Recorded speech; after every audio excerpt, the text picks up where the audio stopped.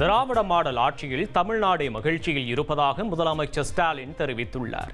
சென்னை கோட்டூர்புரத்தில் நடைபெற்ற திமுக அரசின் 4 ஆண்டு நிறைவு விழாவில் கலந்து கொண்டு பேசிய அவர், 4 ஆண்டு கால திமுக ஆட்சியில் வறுமை, பணவீக்கம், சாதி மத மோதல், வன்முறை உள்ளிட்டவை இல்லை என பெருமிதம் தெரிவித்தார். வறுமை இல்ல, பட்டினிச்சாவி இல்ல,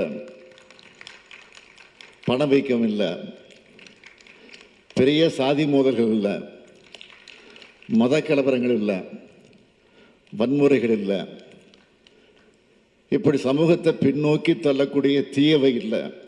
ஏன்னா 10 ஆண்டு காலமாக படுபாதாளத்துக்கு தள்ளப்பட்டு தன்மானம் இல்லாத கூட்டத்தால் தரையில் ஊர்ந்து கிடந்த தமிழ்நாட்டை தட்டி எழுப்பி தமிழ்நாட்டுக்கும் தமிழருக்கும் விடியலை கொடுக்கணும்னு உறுதியேற்று அதுக்கு விடியல் ஆட்சின்னு பெயரிட்டோம். இந்த ஆட்சி காலத்தில் இன்னும் ஓராண்டு இருக்கு. அதை கடந்து உங்க ஆதரவோடு அடுத்த சட்டமன்ற தேர்தலில் வென்று திராவிட ஆட்சி தான் தொடரப்போகுது.